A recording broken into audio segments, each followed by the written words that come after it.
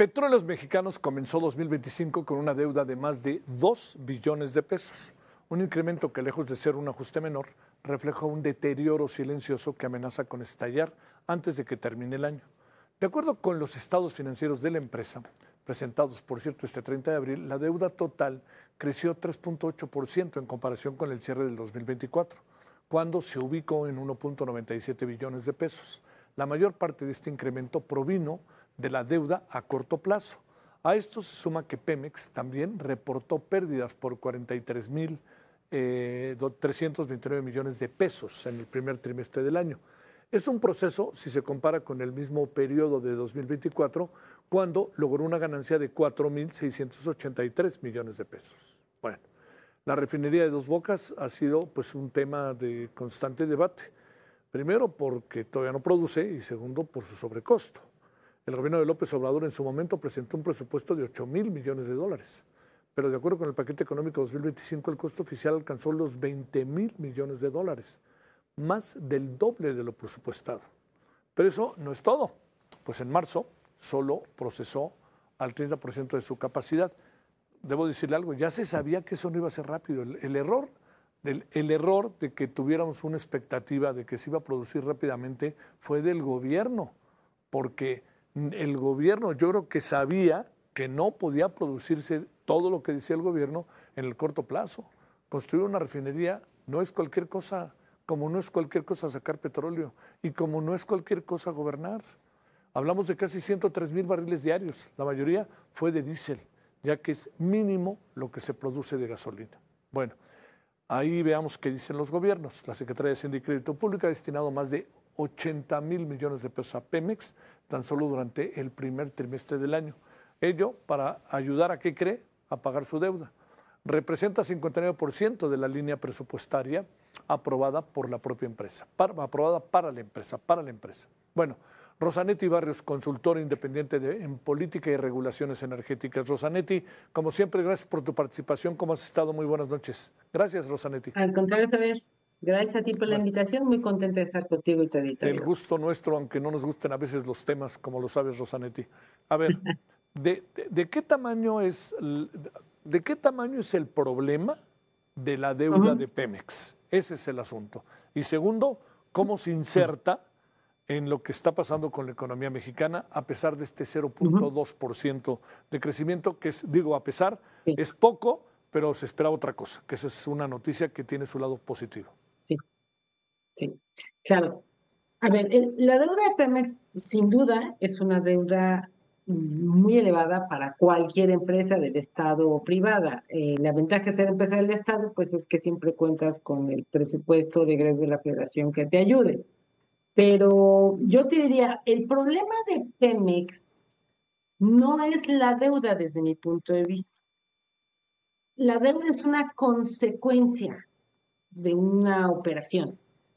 El mayor problema de Pemex es que es una petrolera, porque no ha evolucionado a ser una empresa de energía, es una petrolera cuya producción de petróleo sigue cayendo. Y debido a esta decisión de vamos a refinar a cualquier costo, pierde todos los días dinero en esas refinerías. Entonces tienes una, vamos a ponerlo así, cada vez más pequeña producción de petróleo, y como cada vez quieres dedicar más petróleo de ese poco que produces a refinar, pues resulta que las pérdidas son brutales. Estabas hablando de los números al primer trimestre. Efectivamente, Pemex tiene una pérdida en el número, vamos a decir, consolidado, pero si la dividimos en dos, que es, una es la división que se dedica a extraer el petróleo crudo y venderlo, y la otra, la que lo refina. La empresa que extrae el petróleo crudo, esa empresa tiene utilidades, no muy grandes, pero tiene utilidades. Le alcanza para pagar su deuda, le alcanza para pagar el derecho del bienestar, es decir, la regalía que nos tienen que pagar los mexicanos por extraer el petróleo que es nuestro.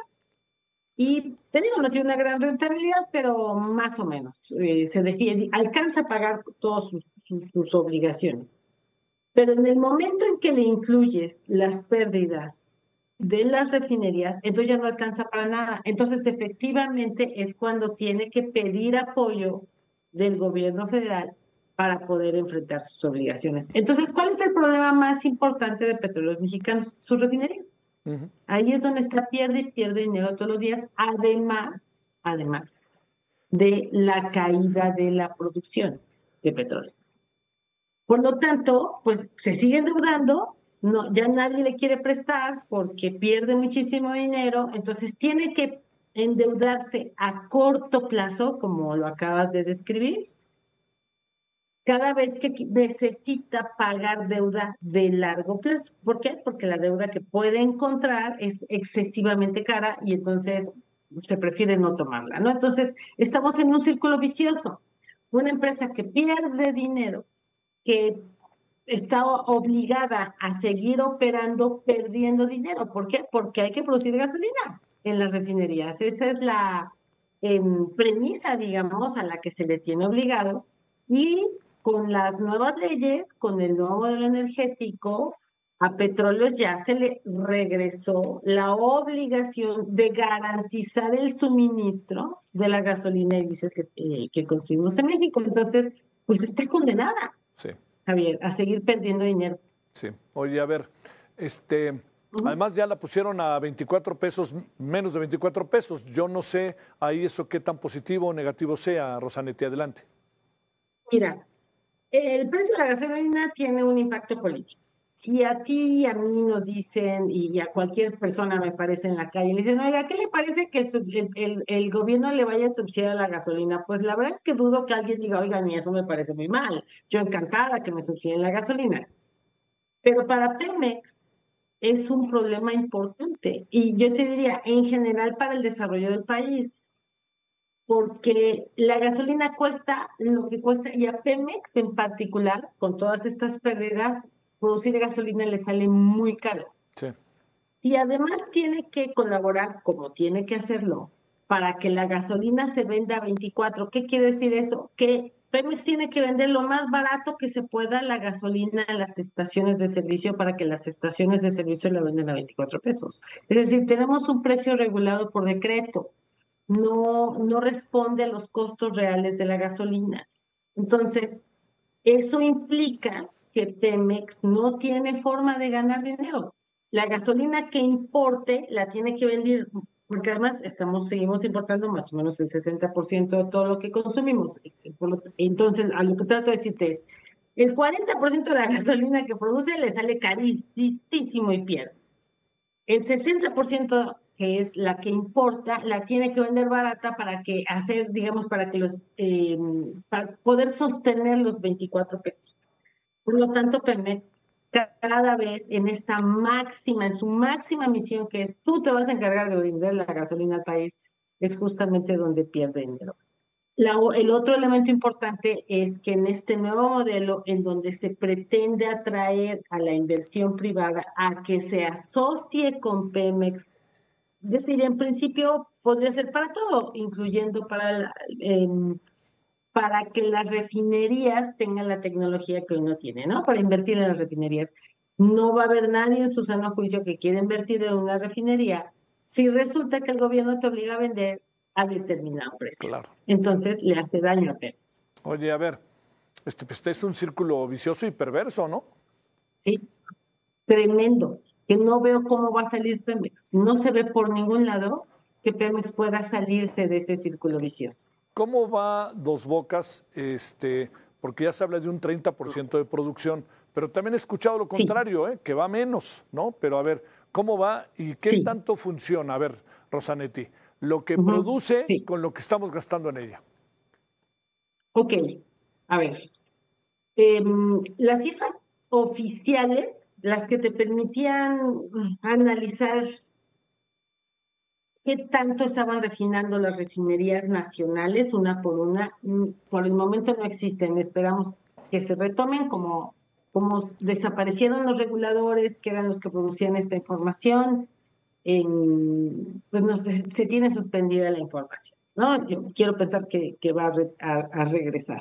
Entonces, lo único que tenemos es presentación de PowerPoint y pues bueno, no quiero decir que no sea confiable, solamente que no te permite un mejor análisis. Pero bueno, lo que dice esa información de PowerPoint es justamente lo que tú mencionas, que Dos Bocas ya está refinando 100,000 barriles de los 340,000 que sería su capacidad máxima. Si eso es cierto, Javier, o más bien considerando que sea cierto, yo te diría, es un número muy interesante, considerando que el último dato oficial, en el último dato oficial formal, este sí, formal, a febrero prácticamente no estaba refinando nada.